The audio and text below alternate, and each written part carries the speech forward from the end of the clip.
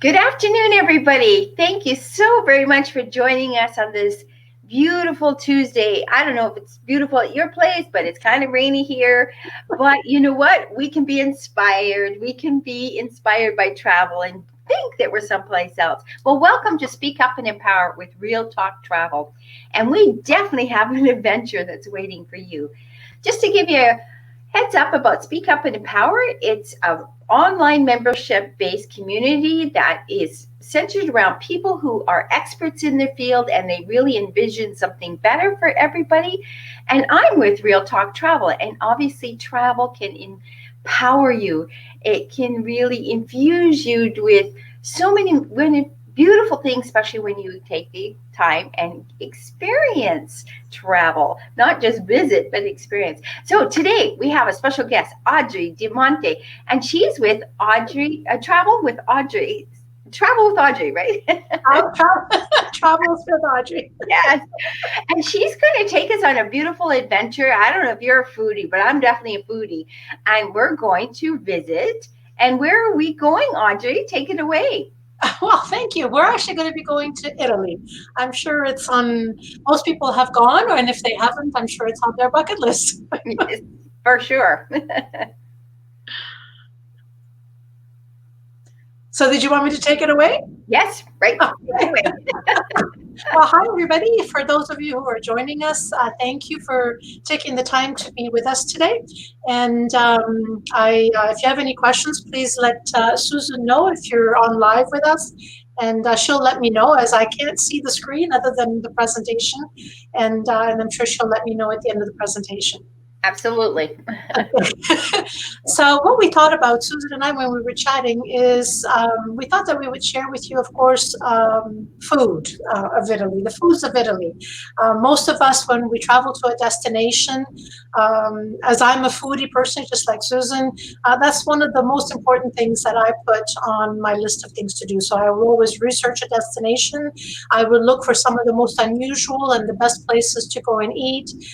Some of the local specialties that one needs to try with a certain limit. I mean, when I went to Thailand and Cambodia, I wasn't about to try fried tarantula, but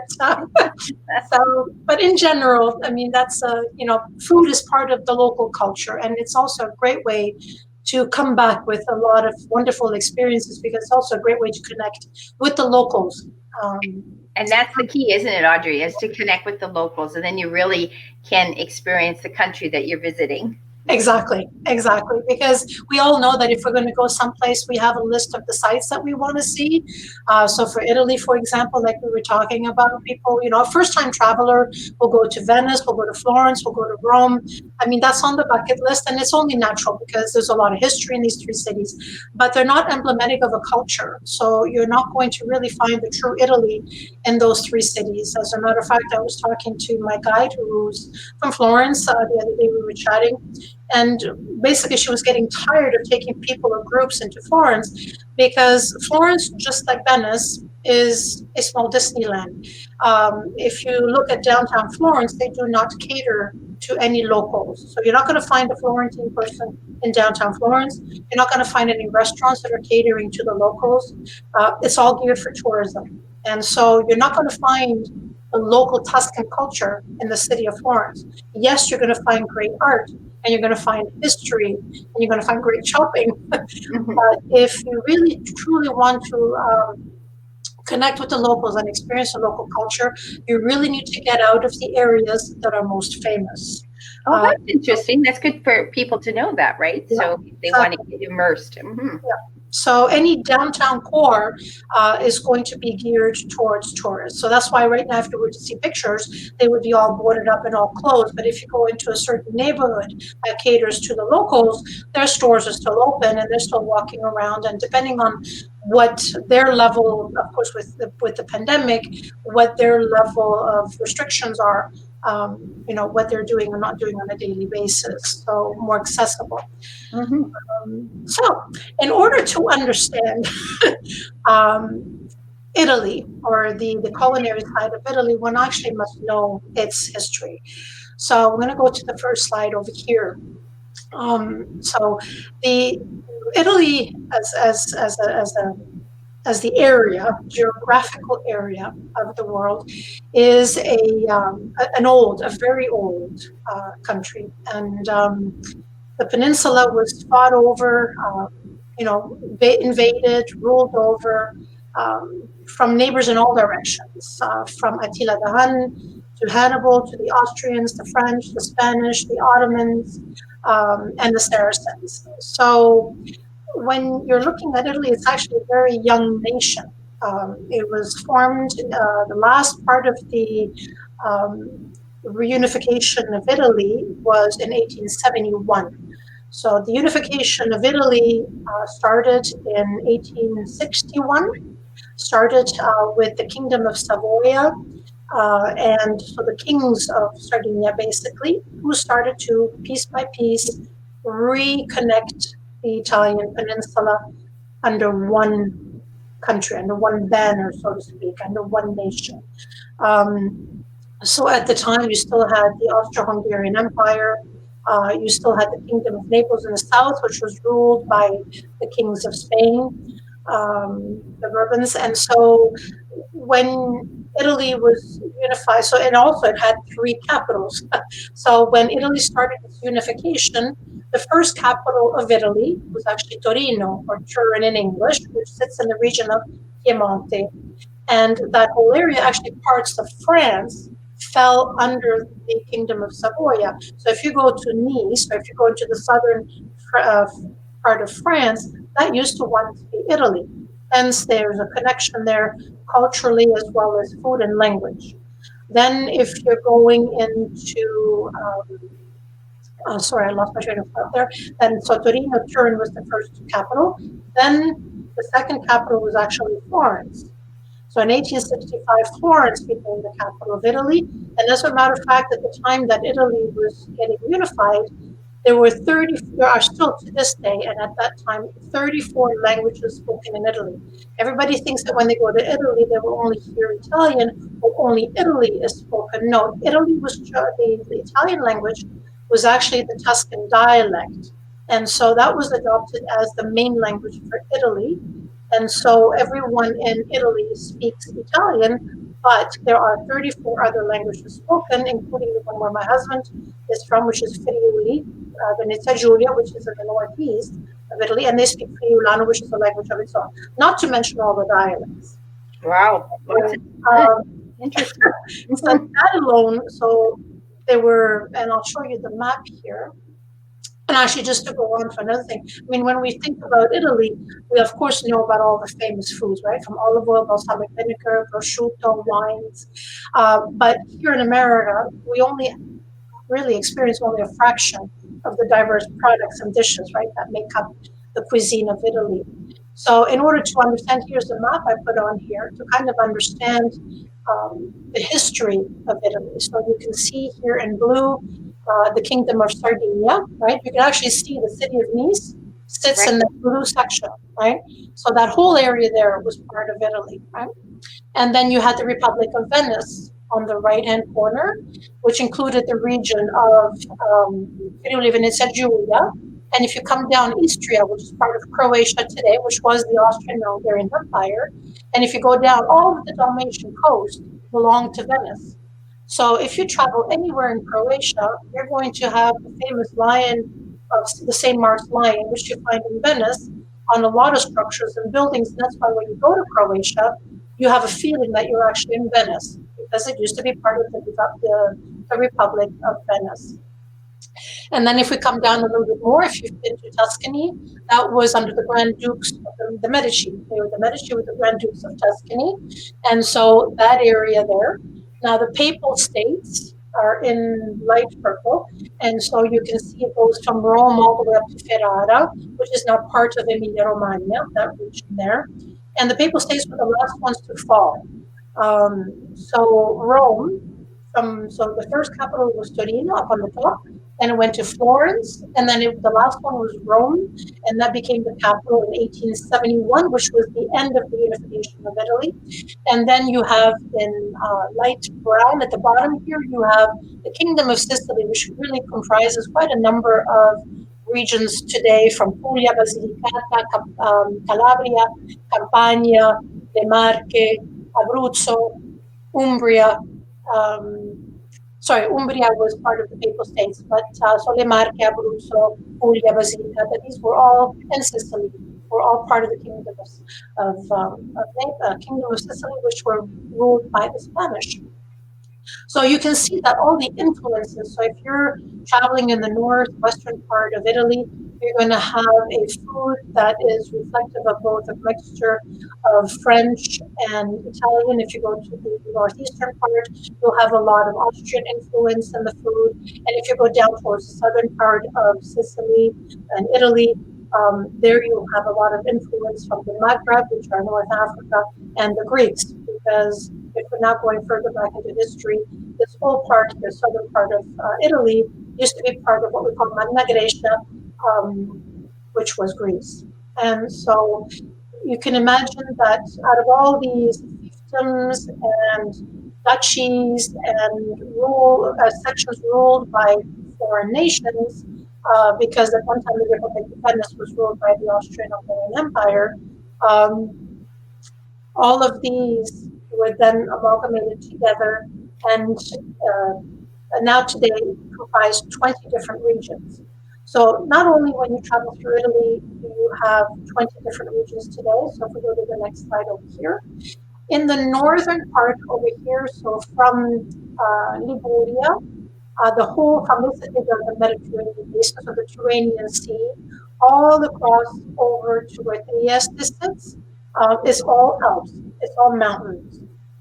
So you have the Julian Alps, the Carnia Alps, and all the way over to Liguria. So you have the mountain range that basically divides Italy from the rest of Europe. And even though Italy was unified in 1871, the final changes to its borders through wars and treaties was 1954. So you can imagine Italy is only 150 years old, Italy as we know it today. And Trieste was the last piece to be brought into Italy. Italy is actually 75% mountainous because not only do you have the Alps in the north, you also have the Apennines that basically start in about the region between Piedmont and Emilia-Romagna, all the way down to the bottom that kind of travel north to south. And so right there and then, so I don't know if you know much about each individual region, but each one of them is very unique and has its own gastronomic foods to offer.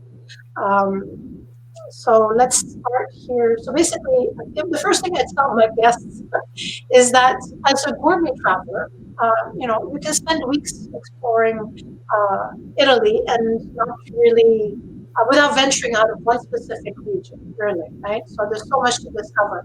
And also, you have to reject the notion of when you're traveling to Italy that it's a country that is uniform in taste, culture, language, and history. It's very different from one region to another. Hence, food is very important, and you have to kind of have a geographical notion of what's going on. So here's a map on foods. So what some of the specific sector or regions of Italy are famous for.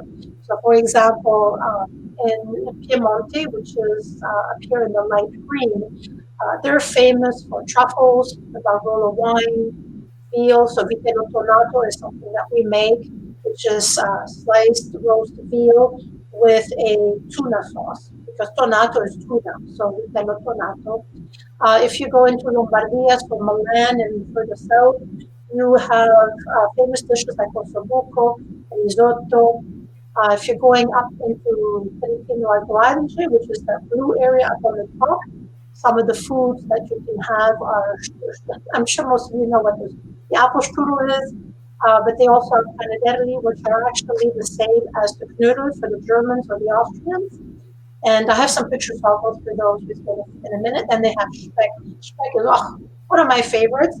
It's cured pork belly, and it's absolutely delicious, especially on a pizza. And then, you just keep going down. And then pork belly you're putting on pizza? Is that what you said?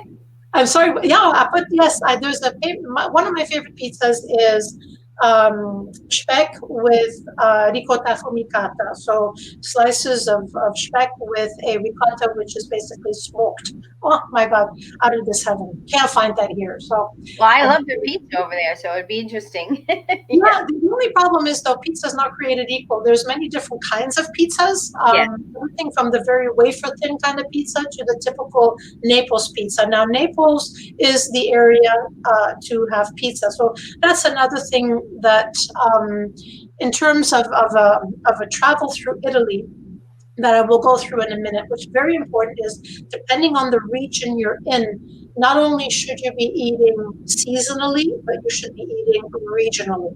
So, which means that technically pizza you should really only have in the region of Lazio or in Campania, specifically Campania, because Naples is the capital of Campania, and that's where pizza was born. But if you were to go in any other area of Italy and the owners are from Naples, you know you're going to get a very good pizza. Oh, So awesome. Good to know. So we go into the pizza shop and say, where are you originally from? Naples?" well, you would know that as a local, right? As a visitor, Yeah. you wouldn't, right? Yeah. So that's the advantage that we have Yes. over a visitor. So we can make recommendations as to what places to go to. So when I'm in Rome, I usually have my favorites and I know where to go. But for example, in Piemonte, I'm not going to go to a pizza place. So that's another thing. If you're going to travel regionally, you want to enjoy the regional foods because they're going to be very different from the region next to it or another region that you may have visited. And so by not eating the regional foods, you're not really truly experiencing the region. And, So mhm. for example, if we look at the map of Italy again, anything south of the the Po Valley is actually the river, the longest river in Italy, travels from west to east, and it starts in the Apennines on the eastern part, and then throws itself into the Adriatic Sea just below Venice. Actually, that whole area is flat, and it's called the breadbasket of Italy. So anything south of that, you'll have more of your tomato, more of your olive oils. Not discounting that Liguria is famous for its olive oils, but the further north you travel, so Piemonte, Veneto, Trentino, Alto Adige, and the Alps, of course, you're going to find more butter sauce, so more butter, more cheeses. Rice and polenta are going to be your staples, and pasta a lot less. So potato also. So you have gnocchi, you have risotto, and you have your polenta. So these are the things that you're going to find in the northern part of Italy, and you're not going to find them in the south. Interesting. Hmm. In the south, you're going to find, just like in America, in most, because of the immigrants of Italy, who basically traveled and reestablished themselves in so many other parts of the world. What's so easy for them is to have opened up Italian restaurants, but they had to cater to the local flavor, um, to the local culture. So not so much the Italian, more the local of here.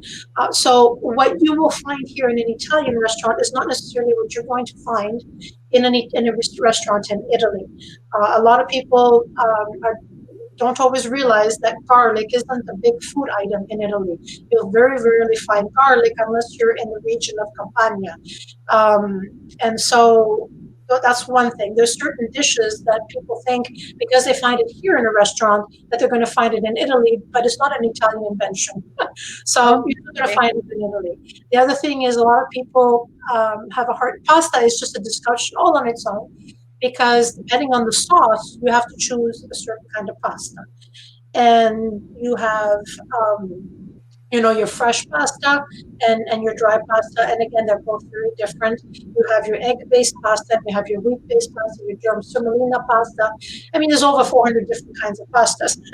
And Wow. each region, again, has its specialty. So if you go to Piemonte, tagliarin is one of my favorite pastas, an egg-based pasta served with butter and shaved truffles on top. Absolutely delicious. But something to keep into consideration is that an important factor of Italian cuisine is actually when the Ligurian sailor, which most of you would know as Christopher Columbus, was sent to seek the riches of India, ran into the continent that we today call America. Um, he found foods that were not available in Europe at the time. So potatoes, tomatoes, zucchini, peppers, cornmeal, turkey, pumpkin, and chocolate. So that wasn't available to Italians until 1491. But the reason for the food is so outstanding in Italy with these items that were then introduced into the Italian cooking was that an Italian cook had the creativity and actually the resourcefulness to take these unknown ingredients and to find a way to bring out their best characteristics. Right. Um, so the first rule I always say when you travel to Italy is to let go of your preconceived ideas, and you will be rewarded with a great experience. That's very important as first and foremost. So your first rule really in Italy is, to re-look at dining experiences in a very different way. So your portions are not going to be the same. You know, most of what we find is in North America is Neapolitan-based foods, which are more your tomato, your pasta, your garlic, your mozzarella, your pizza, your spaghetti. Um, but that's a very, very small fraction, really, of what Italy offers. So, for example, here on my left, I have a pasta dish photo because really pasta is something that we all eat throughout Italy. On the right, that's a risotto made by my sister-in-law. Risotto is again a dish that you will find in Northern Italy, and it has nothing to compare with the risotto you find in North America. And I'm sorry to tell you, basically your culinary taste buds. Most of my clients go, "Oh my God, I never thought Italian food could taste so good." That right there is a statement in itself, right? Okay. So, um, and she made this particular risotto with a famous radicchio, which comes from Treviso, radicchio di Treviso. And again, Italians are very, very much into seasonal eating. Yes, we have supermarkets, just like any other place now. Italians, of course, now have a much busier lifestyle. You know, it's not like in the old days. But still to this day, they will go to their local providers, they will go to the local markets, and they will pick up what's in season. And for example, my sister-in-law, she's quite amazing because she always tells me, if I'm going to make a pesto, for example, which is the bottom left dish here, the pasta with the green sauce on it, Right. pesto was born in Liguria. So really, pesto from Liguria, you're going to need to use olive oil that comes from Liguria. The olive oil in Liguria is very different. So that's another thing. When you're going here to the supermarket and you find olive oil, you might find some that are expensive, less expensive. But again, they're very different from the olive oils you're going to find in Italy. Any winery that you visit will have its own olive trees, and they will produce their own olive oil. But the Ligurian olive oil is very, very gentle to the palate. It's hard to describe. But if you go to Tuscany, for example, I know people always dream about Tuscany, but Tuscany is beautiful. Don't take me wrong, but again, even in Tuscany, there's lesser known areas because people always stick to the same standard routes. And Tuscany's olive oil is greener. It's a little bit tastes a little bit more like grass. It's a little hard. It's a little heavier. And then Puglia, which is really the region that produces most of Italy's olive oil. And I took clients there for a couple of years in a row now because there you can actually visit what we call monumental olive groves where the trees are 3,000 years old. Imagine that one. 3,000-year-old trees. Wow. And we sit you down around the table and you get to taste their olive oil. Um, and you visit where they make it, and you're in the middle of the countryside. And so, but Puglia is the largest producer. But you have to think about this for a minute. There's 400 different varieties of olives grown in Italy alone. And so, if you were to ever want to learn more about olive oil, that's a science all on its own. Because you have olive oils that are made with only one type of olive. There's olive oil that are made with a combination of olives, just like wine. So when we go olive oil tasting, which is the thing that you can do in Italy, which we do for you, it's an experience all on its own. And so this picture on my left on the bottom with the pink tablecloth was taken in the region of Liguria by the sea. And I'm eating a typical local dish, which is called trofie, and that's the name of the pasta because it's again a different shape, which is very well suited for pesto. And so when my sister-in-law makes pesto, she wants me to pick up the Ligurian olive oil if I'm out and about. If not, or she'll pick it up in the stores. I'm not always there. But and then on the bottom right is a picture of a famous dessert that you have only on the Amalfi Coast, which is called La Delicia, and it's made with lemon, of course, because lemons and the Amalfi Coast are one and the same, right? That's where you find all the famous all the lemons, and you Yeah, can they're tasty on the Amalfi Coast as yeah. well. There Yeah. you go. And so you can visit a grove, a lemon grove, and then they even show you how to make limoncello so that you can make it at home. So, for example, here on the top left, I have a picture of a dish with fish in it, which is from Venice. That's in Venice. And again, just like Venice and just like Florence, it's extremely difficult unless you know the locals where to eat. Because again, they cater mostly to the tourist palate and not Right. the local palate. And Venice, the food in Venice is actually very unique because it was at the crossroads on the Silk Road, and so that is where there was a big influence from around the world in that time period. So you will have nutmeg, you will have liver, you will have onions, you will have um, nutmeg. I mean, that's one thing that you would never think would come into Venetian foods.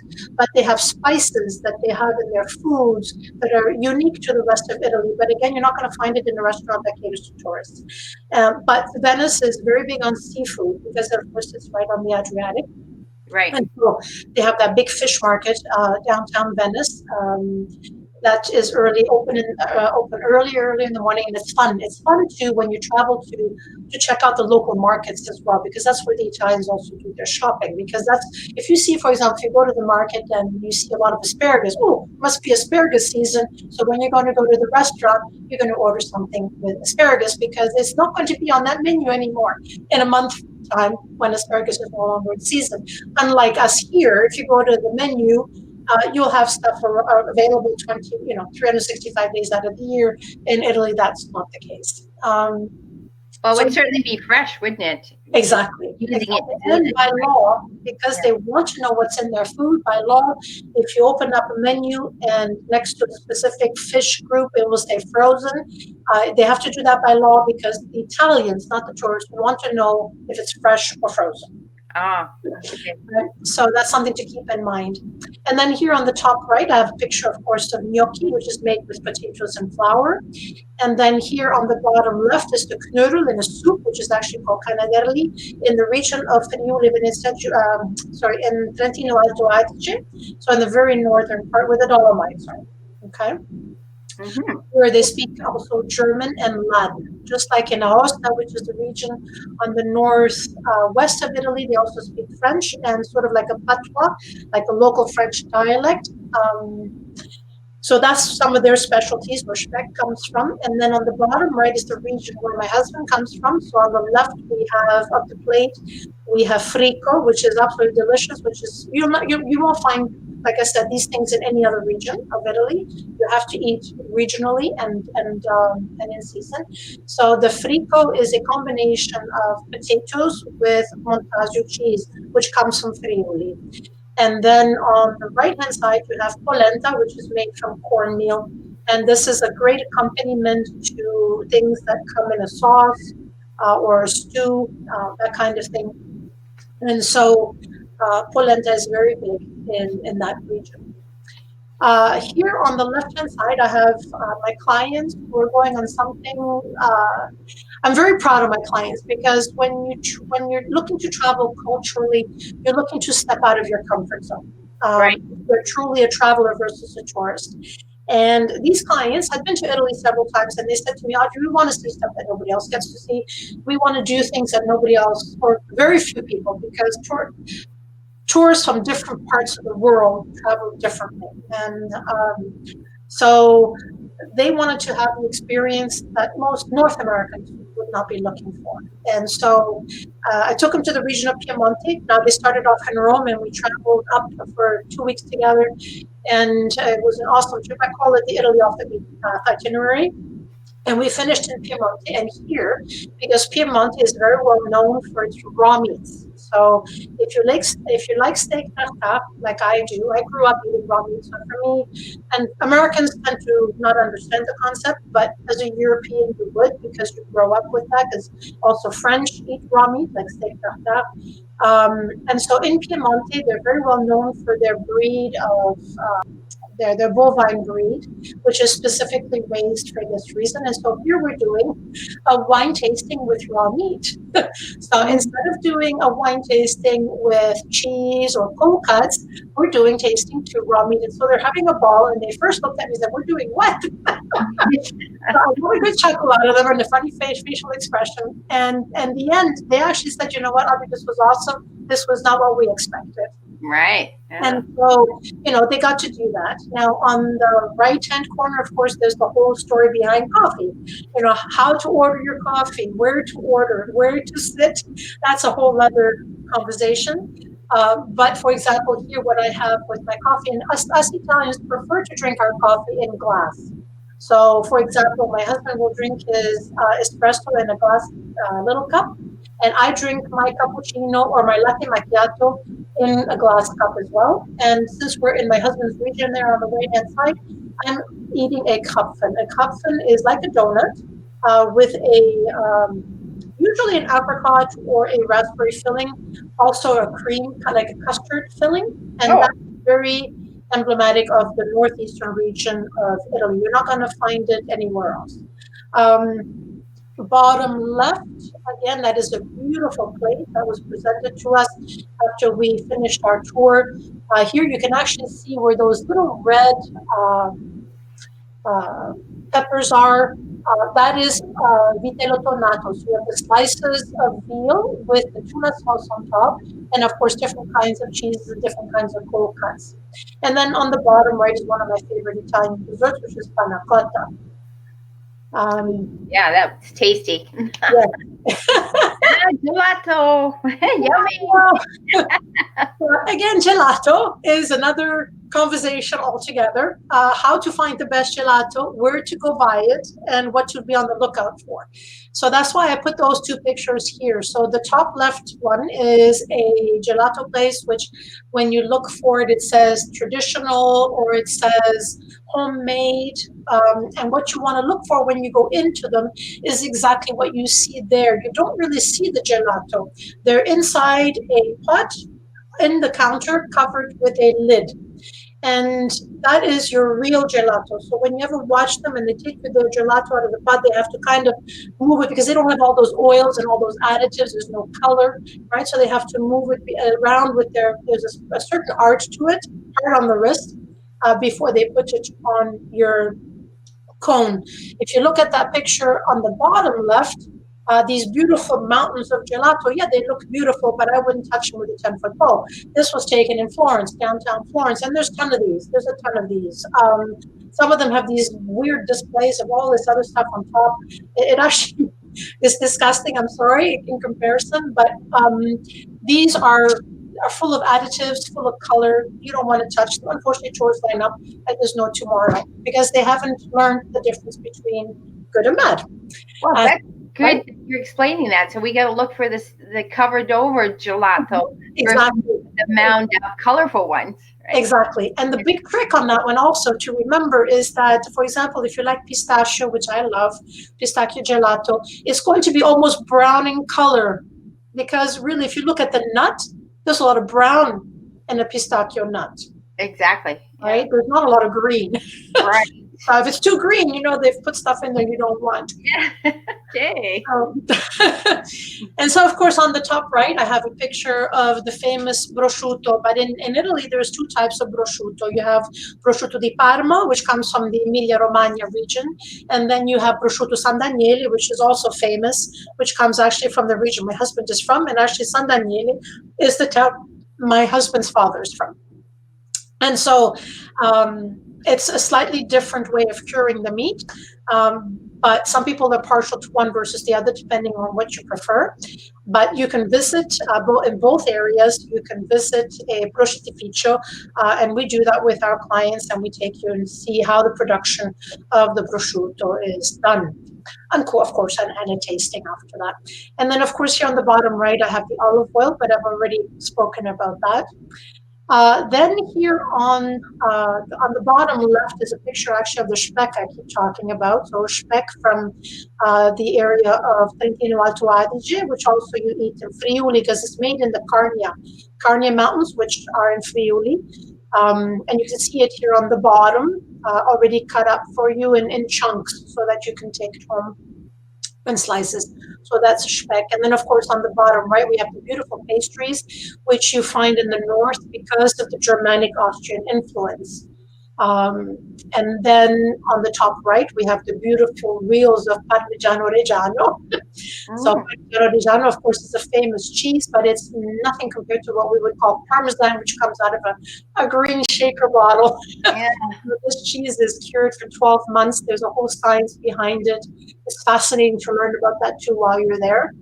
And then this meat, of course, is from Tuscany. A lot of people think that when they travel to Tuscany that they're eating Mediterranean food. They're not. If you want Mediterranean food, you need to travel to for example, Puglia, or you need to travel to Liguria. Tuscany is very heavy on meat, and any kind of meat, wild boar, the Chianina cow, which is the meat that you see here, which is actually taken at the market in Florence. So there, even though Florence has a lot of tourists in the downtown core, you go to the local markets and you will find the the stalls that will provide the local restaurants and the locals that are living in the outskirts of Florence. They will do their shopping there. So this is the famous Chianina cow, from which you get the steak Fiorentina, which is what you need to eat in Florence. You don't get that in any other part of Italy. So you go to Florence, you're going to order yourself a nice. It's actually when you go to a restaurant, the price is going to depend on the weight. So I mean, most people can't eat a whole steak on their own. So usually we'll order it for a few people or for the table. Because one thing to remember in Europe in general, to overcook your red meat is a tragedy. Yeah. So it has to be more medium rare, which is I love it's okay, but not everybody does. So your chianina, when it comes to the table, is medium rare. So you have to like it before you order it because not like in the States, you go, oh, I don't like it too red, you have to bring it back to the kitchen. That's not going to happen. You either eat the local food the way it comes to you, or that's it. It's like condiments, for example, on an Italian table. They don't exist. Okay, maybe some of us eat mayonnaise with our French fries, but you're not going to find ketchup. You're not going to find mayo. You're not going to find things that are buried in heavy sauces. Um, that's and you're not going to find bottled dressing because olive oil and vinegar and salt and pepper is what Italians use Right. um, as a That's, salad dressing. yeah, absolutely. Right. Let's see here. So here again, we have on the top left, we have balsamic vinegar. Again, balsamic vinegar here in a store, it doesn't compare. So for example, you go to an acetaia, and most acetaias are located in the region of Emilia-Romagna. And again, because it's a protected food, again, that's a whole story on its own, a DOP food, which is a protected food. So just like the Parmigiano Reggiano and so many other foods in Italy, the aceto balsamico is a protected food, so it can only be made in a specific given geographical region of the country, right? So, for example, you cannot call champagne champagne if it's made in Italy. It's going to be made. It's going to be called prosecco, or it's going to be called Franciacorta wine. So, sparkling wine is going. So, for example, even in France, you cannot call a sparkling white wine that's not made in champagne, right? Same thing. Ah, okay. Hmm. So aceto balsamico is almost like a liquid. It's called liquid gold for a reason. It's really very thick. It takes years to actually, and there's a very interesting process to it. Something else that would be interesting for you to learn about. For example, one of my bottles in my kitchen is maybe this big. It's a little thing, and because it's 50 years aged, that little bottle cost me 150 euros. Whoa. So Yeah. you can imagine I'm not going to put it on my salad, No, no. right? So it's going to be little gloops, and that's how it comes out, almost like a syrup, almost like Right. what's that dark syrup that we use? Oh, I can't think of the word right now. It's a dark syrup that we use in Canadian cooking. But anyways, not maple, but and so you can put those little drops of balsamic vinegar on your Parmesan cheese, your Parmigiano Reggiano, or you can put it on strawberries for dessert. You know, you can put it on your believe it or not, you can put it on caprese salad. Not the caprese you find here. I mean, that's just a perfect example. When I went to a restaurant in Colorado, an Italian restaurant.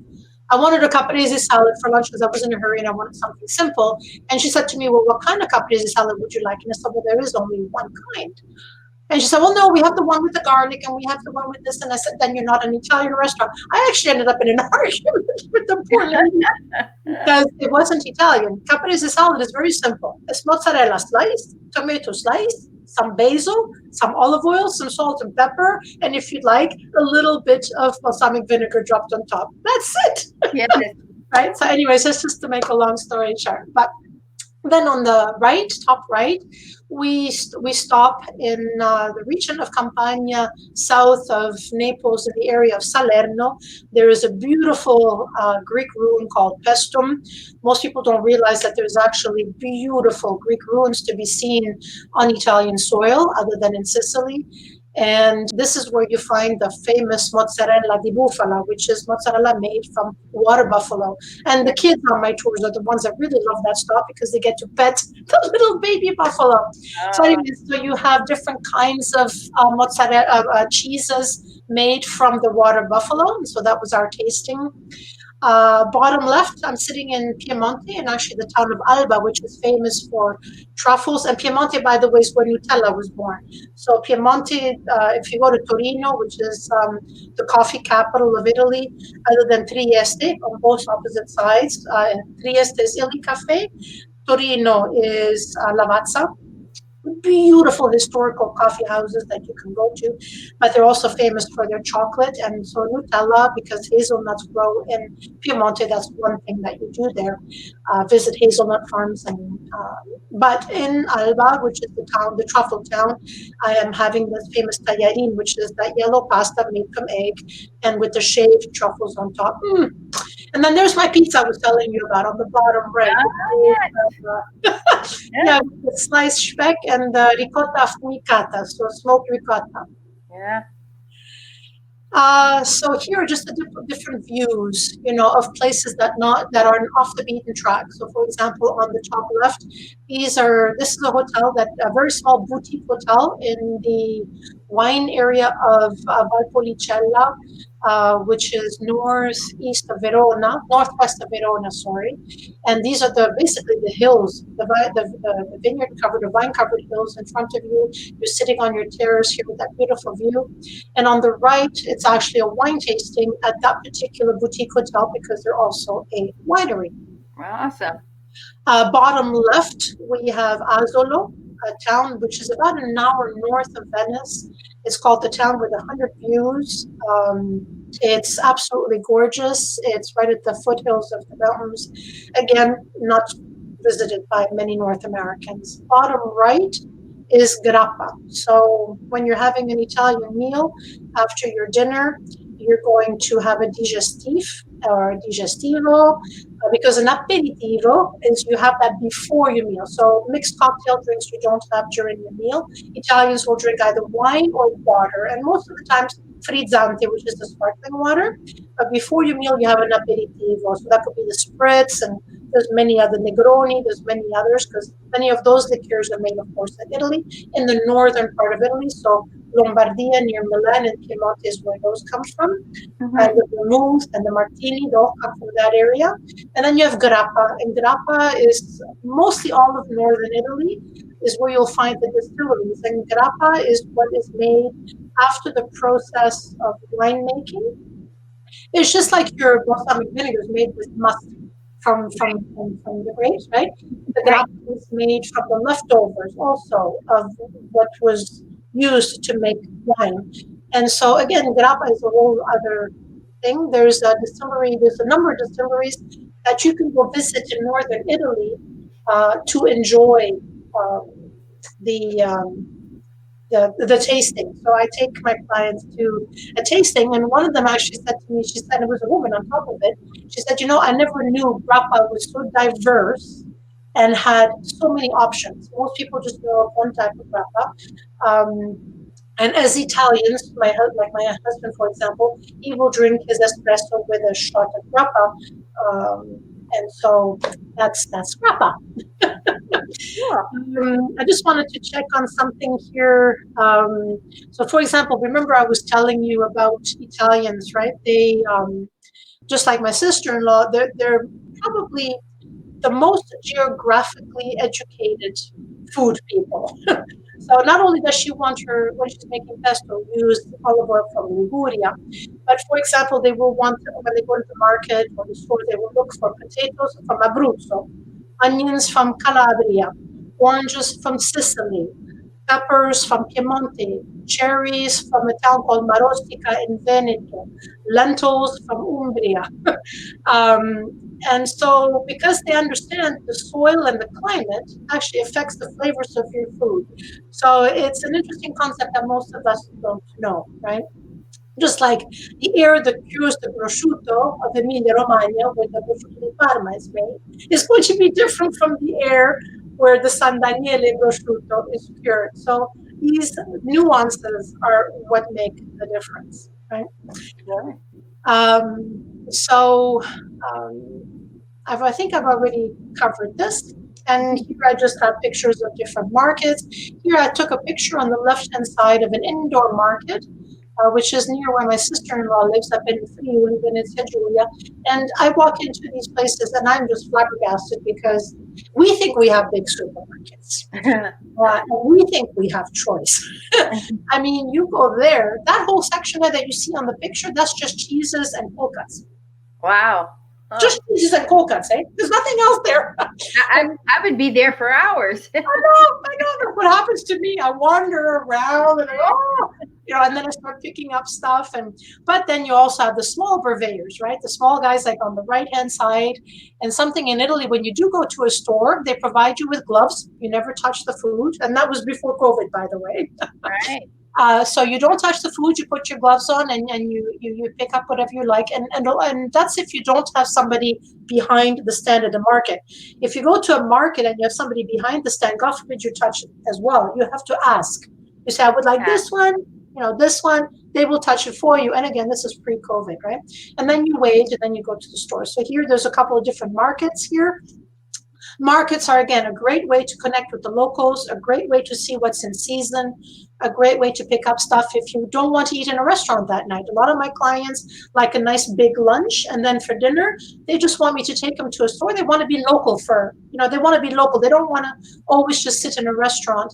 So they will ask me to take them to places so they can pick up that prosciutto, pick up some bread, pick up a nice bottle of wine, and then they go back to their hotel, which usually has a spot where they can sit and enjoy the moment instead of always, because in Italy, the idea of going out for dinner is an experience. For us as North Americans, we go for dinner and we have someplace else to go afterwards. We are, if you've noticed in North America, the bill is on your table before you've even finished your coffee. They Right. want you out of there because they want the turnovers. Well, in Europe in general, the consensus is actually the same. If you're in France or Spain or Italy, people, if you go to a restaurant, you have the table for the night, and that is why when you look at your bill, you have what they call a coperto. Coperto says, it basically is a cover charge. Well, it's a very small amount, and people say, well, why a cover charge? Well, because you have that table for the night if you want it, right? Because if you're going out for dinner, if you go through the regular routine of having the typical dinner at night, which is 5 courses, well, you're going to be there for a while because it takes 15, 20 minutes between each course. Because again, the stuff is not frozen, the stuff is not prepared ahead of time, it's made when you order it. So it's all about an experience. Right. And then the waiter doesn't bring you the bill until you ask for it Mhm. because it's impolite. They don't want to give it to you unless you're ready to pay for it. So that's just the experience. Now, a lot of people think, oh my God, going out for dinner like this, Audrey, we can't eat this much every night. And do Italians really do this? No. Italians eat this way only on special occasions. So for people to go into restaurants, oh, I can't do five courses. Well, you don't have to. That's by choice. It's an experience that we offer so that you can get the variety and the experience of what it's like, but you don't have to do that all the time because you can choose to only have one dish, like a primo, right, or a secondo. So meals of the day in Italy. How much do you for time, by the way, Susan? Uh, yeah, a little over, quite a bit. So, Oh my God, you didn't stop me. anyway, we do definitely know that travels with Audrey. She'll take you to all the places that you wouldn't get on most tours, and you will have the culinary delight that your palate will explode, and that's the key with Audrey, with her travels. So if you want to be able to have that, you definitely need to look at these itineraries that she offers to take you off the beaten path to these beautiful places and get the experience like a local, right? And that's the key. Exactly. Yeah. So so I would just like wrap it up there, Sudan. Yes, of course. Yes, I'm going to wrap it up. If you'd like to learn more, you can always, contact us and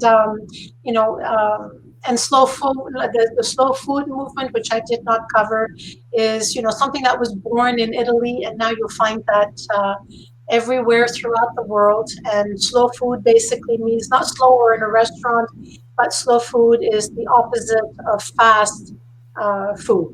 Right. So it was to protect the local the cultural differences in the foods, and to go back to protecting the farmers and the emblematic dishes that are well known within each region is really what the slow food movement is all about. So I hope you get to travel to Italy. I hope that Yeah. some of my advice will help. And thank you for spending the time with us. And I'm sorry I went over. I could talk for hours.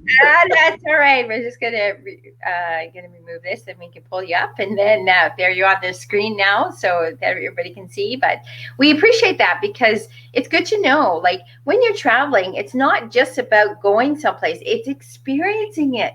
And if I'm a foodie and you're a foodie, we want to experience the food, and it's nice that you broke it up. That Italy is so unique in all its different regions, and how we can really savor the flavors in those regions and really eat with the locals, hear their stories, get their experience, get the background and understanding. Even wow, like the balsamic vinegar and like the grappa and obviously olive oil, 400 varieties just in Italy itself. That's amazing. I knew there was multiple, but I did not know that there was that much. So you've been very educational to us today. So, I appreciate it. Yeah. Thank you for inviting me. And the reason why we brought Audrey on and talking about the food is the fact that that's what she does. She specializes in these special itineraries in different countries to make it unique and special for you.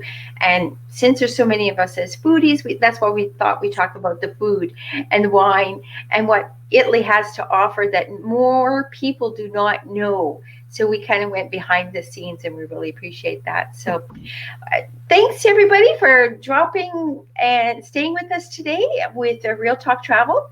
We will be back next Tuesday, and we have our beautiful host again, Audrey, and she is going to take us on another adventure, and you will be surprised as to where we will go.